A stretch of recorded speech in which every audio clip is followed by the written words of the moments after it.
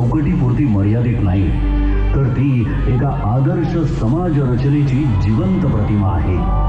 न्याय, स्वातंत्र्य, समता आणि बंधुत्व या मूल्यांच्या आधारावर त्यांनी असा भारत घडवण्याचा ध्यास घेतला जिथे प्रत्येक नागरिकाला आपलं अस्तित्व मात्र अत्यंत कठीण वेदनांनी आणि अपमानाने भरलेलं होतं.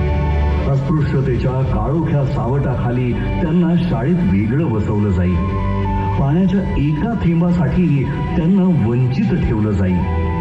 परंतु या सगळ्या अन्यायाच्या जखमांमध्येही त्यांच्या अंतःकरणात परिवर्तनाची तेजस्वी ज्वाला धगधगत होती. त्यांना ज्ञात झालं होतं की शिक्षण हेच ते शस्त्र आहे जे अज्ञानाच्या अंधाराला चिरून टाकतं आणि माणसाला स्वाभिमानाने जगण्याची ताकद देतं. या जिद्दीच्या जोरावर ज्ञानाचा आखड परदेशात सन्मानाने आयुष्य जगण्याची संधी असतानाही डॉक्टर बाबासाहेब आंबेडकरांनी मातृभूमीची निवड केली. मात्र भारतात परतल्यावर त्यांना जातीच्या कारणामुळे बडोद्यामध्ये राहण्यासाठी छप्परही नाकारलं गेलं. पण अपमानापुढे झुकण्याऐवजी त्यांनी संघर्षाचा मार्ग निवडला. त्यासाठीचा लढा नव्हता, तर तो मानवी स्वाभिमानासाठी उभारलेला पहिला महान संग्राम होता.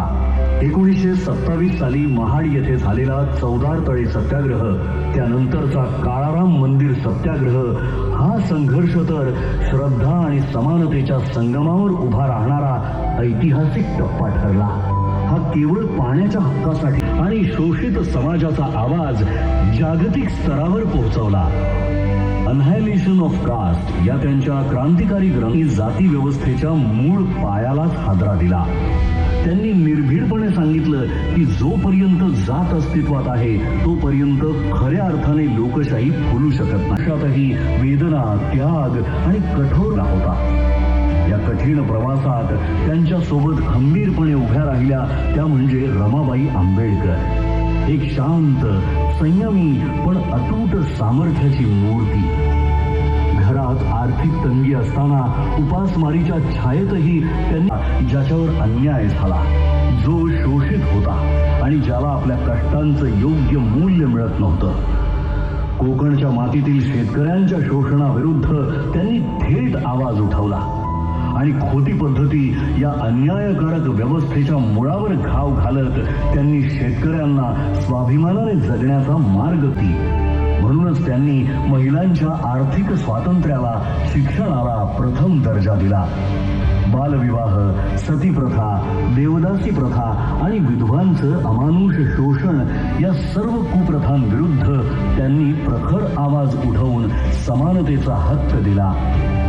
कायदा मंत्री म्हणून त्यांनी सादर केलेल्या हिंदू कोड बिलने महिलांना घटस्फोटाचा अधिकार, मालकीक आयुष्यात स्वायत्तता मिळवून दिली आणि या अभूतपूर्व निर्णयाने इतिहास रचला. 1947 आंबेडकर यांची संविधान मसुदा समितीचे अध्यक्ष म्हणून निवड झाली. या जबाबदारीला न्याय देत त्यांनी भारतीय संविधान या अद्वितीय ग्रंथाची निर्मिती केली, जो जगातील सन्मानाला एक नवी उंची प्राप्त करून दिली.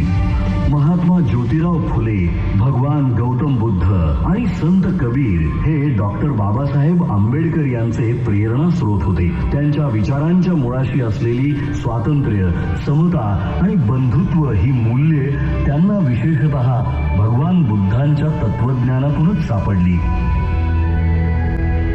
14 ऑक्टोबर 1956 रोजी नागपूर येथील दीक्षाभूमीवर इतिहासाला वळण देणारा तो निर्णायक क्षण आला. त्या दिवशी डॉक्टर बाबासाहेब आंबेडकरांनी बौद्ध धम्माचा स्वीकार केला आणि सुमारे 5 लाख अनुयायांना धम्मदीक्षा देऊन एका महान सामाजिक क्रांतीची सुरुवात केली. जगातील सर्वात मोठे शांततापूर्ण सामूहिक धर्मांतर म्हणून या घटनेची इतिहासात नोंद झाली. त्यांनी केवळ संविधानाची निर्मिती केली नाही, तर एका सशक्त, न्यायप्रिय आणि एकात्म राष्ट्राचा पाया रचला. म्हणूनच ते केवळ एका समाजाचे नेते नाहीत, तर संपूर्ण राष्ट्र निर्माते आहेत. अशा या महान विभूतीचे, या युगपुरुषा दिवसाचे आपण आज कृतज्ञतेने स्मरण करूया आणि अभिमानाने, आत्मसन्मानाने आणि एकतेच्या भावनेने म्हणूया जय भीम.